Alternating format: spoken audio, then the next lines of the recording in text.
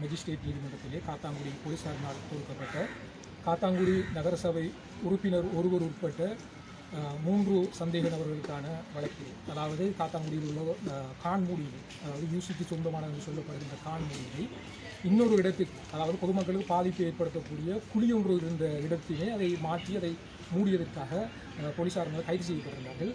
இன்றைய தினம் அவர்கள் கைது செய்யப்பட்டு கௌரவ மெஜிஸ்ட்ரேட் நீதிமன்றத்திலே ஆஜர்படுத்தப்பட்டிருந்தார்கள். அந்த சந்தர்ப்பத்திலே நானும் சிரேஷ்ட சட்டத்தரணி ரகீப் சார் மற்றும் சிரேஷ்ட சட்டத்தரணி ரிஸ்வி மற்றும் சட்டத்தரணி நௌசர், சட்டத்தரணி ரம்சியா உட்பட நாங்கள் 5 சட்டத்தரணிகள் இந்த வழக்கிலே ஆஜராகி அவர்களுக்கான பிணை விண்ணப்பத்தினை முன்வைத்த போது கௌரவ நீதிமன்றமானது எங்களுடைய பிணை விண்ணப்பத்தினை ஏற்றுக்கொண்டு அவர்களை பிணையிலே, அதாவது 2 லட்சம் ரூபாய் ஆட்பிணையிலே, ஒவ்வொருத்தருக்கும் 2 லட்சம் ரூபாய் ஆட்பிணையிலே அவர்களை விடுவித்திருக்கிறது.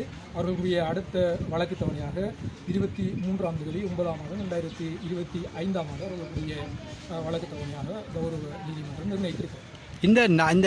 இந்த கான்மூடியை நீங்கள் உங்கள் சட்டத்தை அவர்களுடைய சார்பு சட்டத்தரணி இந்த கான்மூடியை இவர்கள் என்ன செய்தார்கள்? நகரசபை உறுப்பினர் கலீல் பாரி மக்களினால் ஏற்கனவே கோரிக்கை விடுக்கப்பட்டிருந்தது. அந்த பிரதேசத்திலேயே உள்ள பொதுமக்களுக்கு இடைஞ்சலாக இருக்கக்கூடிய, உடைநிலையில் காணப்படக்கூடிய, கான்மூடி அற்ற ஆபத்தான நிலையில் இருக்கக்கூடிய கான்களை சீர் செய்து தருமாறு நகரசபை உறுப்பினர் என்ற அடிப்படையிலே அவருக்கு மக்களினால் கோரிக்கை கடிதம் வழங்கப்பட்டிருந்தது. அந்த கோரிக்கை கடிதத்தின் அடிப்படையிலே அவர் தான் ஒரு நகரசபை உறுப்பினர் என்ற எண்ணப்பாட்டிலே அவர் அந்த நகரசபைக்கு சொந்தமான என்று சொல்லப்படுகின்ற அந்த கான்மூடியை எடுத்து ஏற்கனவே காணப்பட்ட ஒரு புலியினை, ஆபத்தான முறையில் காணப்பட்ட ஒரு புலியினை மூடியிருக்கிறார். இதான் நடந்திருக்கிறது.